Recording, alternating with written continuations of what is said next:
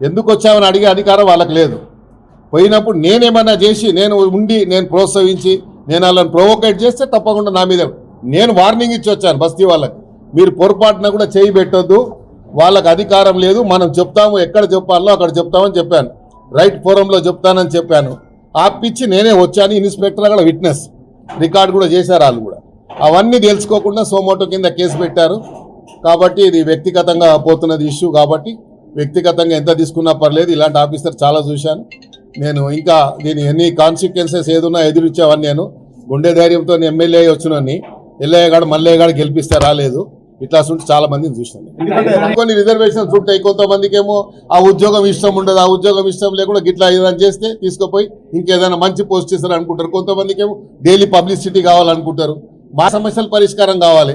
మాకేం మేము పబ్లిక్ లైఫ్లో ఇన్నేళ్ళ నుంచి ఉన్నాము, ఇన్నేళ్ళ నుంచి ప్రజల మధ్యలో ఉన్నాము, ప్రజా సమస్యలు తెలిసిన వాళ్ళము, ప్రజల ఎట్లా ఎదుర్కోవాలి, కష్టాలు ఎదుర్కోవాలి తెలిసిన వాళ్ళము. తెలుగుదేశం పార్టీ 19 సంవత్సరాలు అధికారంలో ఉంటే 19 సంవత్సరాలు ఆపోజిషన్ ఎమ్మెల్యేగా పోరాడి చెలో అసెంబ్లీ కార్యక్రమంలో నెత్తులు వలిగి బుల్లెట్లు మా పక్క పైన పోయినా భయపడలేదు. కేసులు అప్పుడు 190 కేసులు పెట్టారు. మేము భయపడ్డామా? ఇప్పుడు మేము భయపడతామా?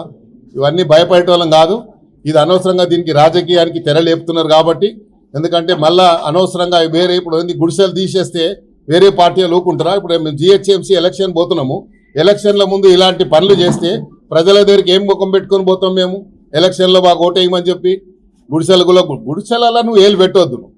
నువ్వు నాలా మీద ఉంటే తీసేయి. ముఖ్యమంత్రి గారు నీకు అధికారం ఇచ్చాడు. ఎవరైనా ప్రభుత్వ స్థలం మీద కబ్జా ఉంటే నీకు కంప్లైంట్ వస్తే తీసేయి, నీకు అధికారం ఇచ్చాడు. లేదా ఇట్లా పార్కులలో కబ్జా చేస్తే తీసేయి, నీకు అధికారం ఇచ్చారు. కానీ గుడిసెలు ఉండొద్దు, ఈడ అంటరానోళ్ళు ఉండొద్దు, ఈడ ఎస్టీలు ఉండొద్దు, ఎస్సీలు ఉండదు, మాలలు ఉండొద్దు, మాదిగలు ఉండొద్దు అని చెప్పడానికి మీరెవరు? కాబట్టి ఇది ఎస్టీల బస్తీ, ఎస్టీల గురించి కేటాయించిన బస్తీ. వాళ్ళకు ప్రభుత్వ పరంగా గజెట్ ఇచ్చి వాళ్ళకు ఇయర్ మార్క్ చేసి ఫౌండేషన్ వేసి కాలమ్స్ లేసాయాడ. బిల్డింగ్స్ ఆల్రెడీ ఒక స్టేజ్కి వచ్చాయి. వచ్చిన తర్వాత బడ్జెట్ లేక అది ఆగింది. బడ్జెట్ లేక ఆగింది కాబట్టి బడ్జెట్ వస్తుంది. రేపు ముఖ్యమంత్రి గారు వచ్చిన తర్వాత బడ్జెట్ ఇచ్చి వాళ్ళకి దారి లేకుండా చేస్తున్నారు. మా ఆవేదన ఏంది, వాళ్ళకి దారి లేకుండా చేస్తున్నారు. పార్కు ఒకటి తీసుకోవాలి, వద్దటలేండి. నేనే కట్టిస్తా అని చెప్పిన, నా బడ్జెట్ ఇస్తా అని చెప్పాను. ప్రైవేట్ వాళ్ళతో ఎందుకు కట్టిస్తున్నారు? ప్రైవేట్ వాళ్ళు వాళ్ళ సొంత ఆస్తి లేక కూర్చొని కట్టిస్తున్నారు. వాళ్ళని ఏమోరి ప్రోత్సహిస్తున్నారు. డిపార్ట్మెంట్తో చేయించండి. డిపార్ట్మెంట్తో చేయిస్తే నేను కూడా కూర్చుంటా ఆడపోయి.